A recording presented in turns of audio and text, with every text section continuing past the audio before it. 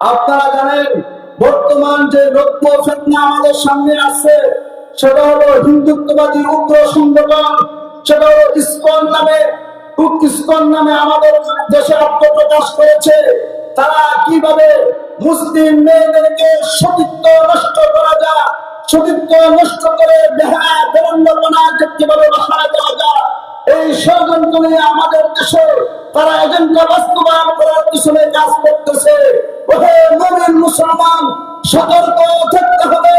কোন ইসলাম উগ্রবাদী হিন্দু সংগঠনকে আমাদের দেশে তাদের এজেন্ডা বাস্তবায়নের কোন সুযোগ দেওয়া হবে না ইনশাআল্লাহ।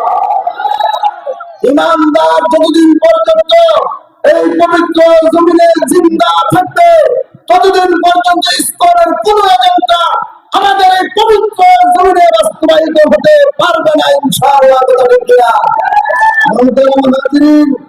কান খুলে শুনে রাখুন, তারা এত উদ্যুক্তপূর্ণ আচরণ করছে আমাদের ইসলাম ধর্মের ধর্মীয় গুরু উলামায়ে কেরামের উপর তারা হামলা করতেছে। এখন কথা ঠিক কিনা?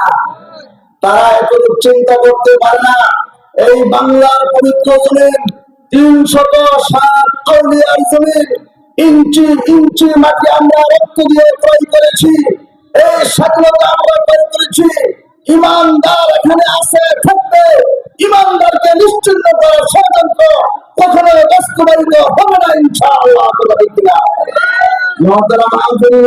যদি বাংলার জমিনে গৌর গোবিন্দর ভূমিকা অবতীর্ণ হয়, বাংলার উলামায়ে কেরাম শাহজালালের ভূমিকা বাংলার জমিনে আত্মপ্রকাশ করে ইসকনকে দেশ থেকে উৎখাত করবে ইনশাআল্লাহ।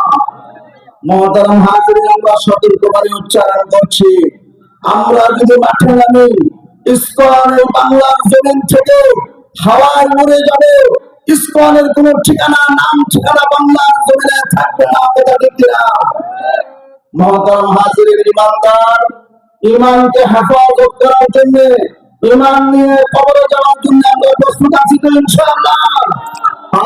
দেখাই ইমানদারদের যুদ্ধ করতে হবে, এক যুদ্ধের পর আরেক যুদ্ধ আসবে। ইমানদার ইমানকে নিয়ে কবরে যাওয়ার জন্য যুদ্ধ করে করে আল্লাহর দরবারে নিজের রক্ত নজরানা দিয়ে কুরবানি দিয়ে কবরে যাবো ইনশাআল্লাহ। আল্লাহ আমাদেরকে তৌফিক দান করুন।